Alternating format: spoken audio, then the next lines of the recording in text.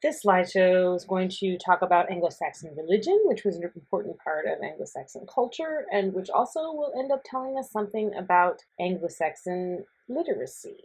So in England, before Christianity became the most common religion, the religion was predominantly polytheistic. So the term pagan today, a lot of people think it means someone who doesn't have religion or someone who practices a form of New Age religion, and it does mean that in many ways, but the original meaning referred to people who were polytheistic. So people who believed in a pantheon of gods or goddesses, like the Greek gods and goddesses, or the Roman, or the Anglo-Saxon, the Germanic gods and goddesses, which we're going to be talking about in just a minute. So today is commonly used to mean someone without religious beliefs. It's often used that way, in particular in a Christian context. But there are many polytheistic cultures that existed: the Greco-Roman, the Germanic, Scandinavian. There are Hindu religions, there are paganistic religions in Africa, in the Middle East, and there are indigenous groups that have polytheistic beliefs.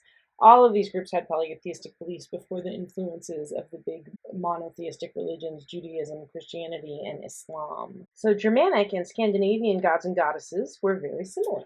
Here is an example of some Scandinavian, Germanic, and Old English gods and goddesses. So the very first name that you see in the three here is Norse. The middle name is the German name, and the last name is the Old English name for the various gods and goddesses. So by taking a look at some of their main gods and goddesses, you can see a little bit about the culture that was inherited through Germanic paganism. There's a god of creation and poetry. Notice that poetry gets their own god. Poetry is so important that someone needs to be the god of it. Creation, poetry, and wisdom, so poetry and wisdom go together, and they're all locked into the concept of creation. And then, of course, war. But we have other war. Tyr is the god of war and justice, or Tu in the Old English version. Thor, or Donor, or Thunor in the Old English version, the god of thunder and battle. So lots of war and battle gods. I threw in some goddesses. Some folks consider these to be separate goddesses, some folks don't. Freya, the goddess of marriage and motherhood, Odin's wife,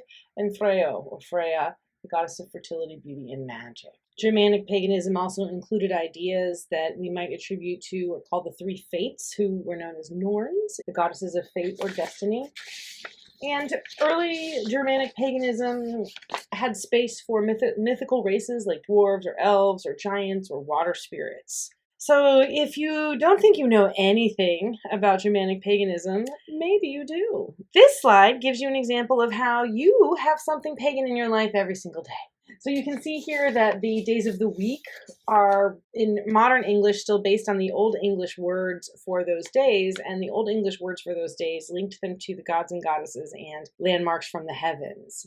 So Sunnundag is Sunday, Monandag is Monday, and then Sun's day and the Moon's day, so that's the things in the heaven. Then Tuesday is Tuesday, the day of two. Remember, that was one of the gods of battle. Then there's Wednesday, or Wednesday, or Woden's Day. Wednesday. Then there's Tunrasdag, Thursday, or the god of thunder and lightning, Thunor, the god of, and another battle god. Tu is a war god, Thunor is a battle god. So Tunrasdag, and then Friadag, so Frigg's Day, Friday. And then Saturnasdag, this comes to us from the Roman, from Saturn, Saturday, or Saturn's Day. So a little paganism for every single day of the week. In 597 AD, Pope Gregory the Great sent Augustine of Canterbury to head a missionary trip to England. This started a long series of missions to convert England, which did not convert easily. It took about 75 years before England was, I guess, more or less converted. Partially the reason that they perhaps did convert eventually was because of the influence of Celtic Christianity. So Celtic and Roman strains of Christianity struggled, with Roman eventually winning out in 664 in the Christian context. The impact of Christianity is immeasurable on Anglo-Saxon or Old English society. In all of the Old English literature that we'll be reading, we'll see literary attempts to combine pagan and Christian tradition. The biggest impact of Christianity on literature is that it brought with it literacy. Before the religion spread in England, there was an oral tradition of literature, but we don't really have any idea of what that oral tradition was like, since it was oral and therefore no longer exists. All we can know about that is what we can glean from the written literature. It was a predominantly oral culture. In general, there was limited literacy, limited formal education. Only those who were trained in religion knew how to write or read. The priest, and then a figure called a Scop, S-C-O-P is how it's spelled, who is a bard or a singer or a poet. So poets knew how to write, and priests. They are the primary source of literary information from the time. Latin was the primary literary language of the time. Old English was used throughout the time, and there was a king who did a lot to preserve the Old English language for us. But because there was so little literacy, the ability to read and write was extremely valued and valuable. It even attained a mystical quality sometimes, as reflected in the riddle tradition, which you've heard a little bit about already. In addition to the ribald sexual humor of the riddle tradition, the riddles also have a tradition of using beautiful, sophisticated language to talk about writing itself. Like when we saw the description of the hands writing, or of the bookworm eating the words and not getting any use from them. This is what we would maybe call meta writing, writing about writing, meta thinking, thinking about thinking. Because most of the literacy was in the hands of the clergy, we see a lot of religious poetry from the Anglo Saxon period. Caedmon's hymn is an example of the type of religious poetry that was common in the Old English world.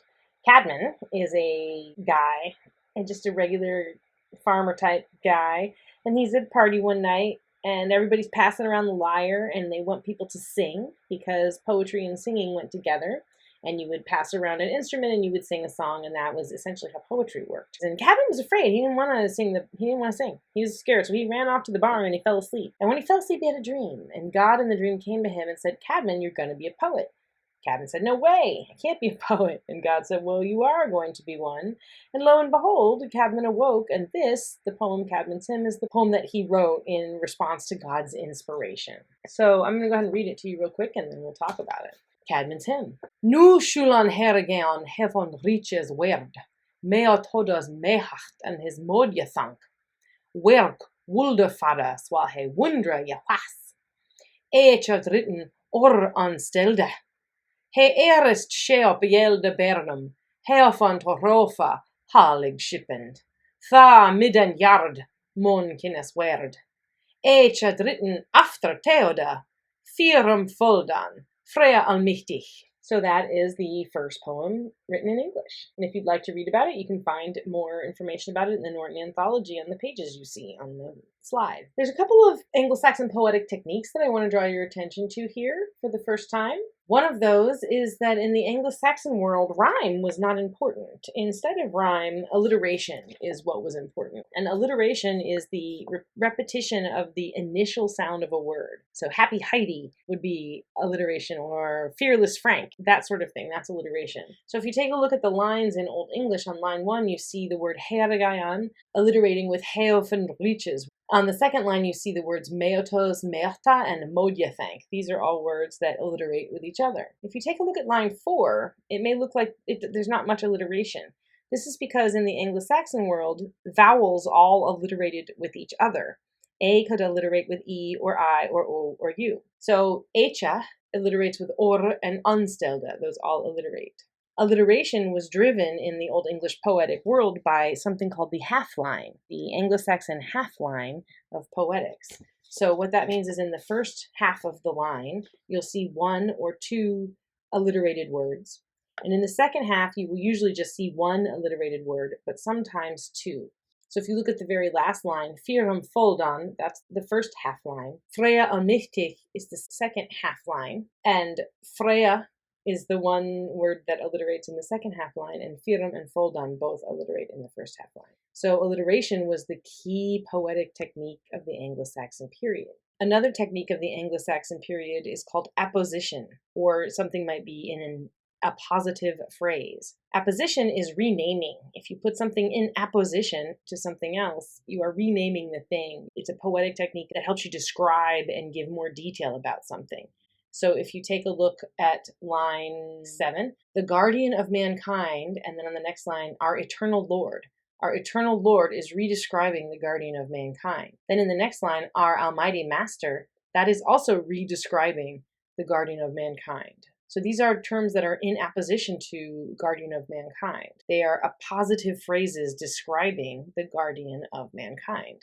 Holy Creator is another appositive phrase. eternal Lord, glorious Father. These are all phrases that are redescribing the same thing, which in this case happens to be God. So this poem in many ways draws on the same tradition of writing as mysterious and powerful ability, one that is reflected in the many riddles about books and writing, and one that is reflected in the high position that the people who could write held in Anglo-Saxon society. The position of the bard or shope, S-C-O-P, shope, was very high up. It was similar to our entertainment positions in Hollywood, where they're making tons and tons of money and are very famous and everybody loves them. Well, that was the Anglo-Saxon poet or shope.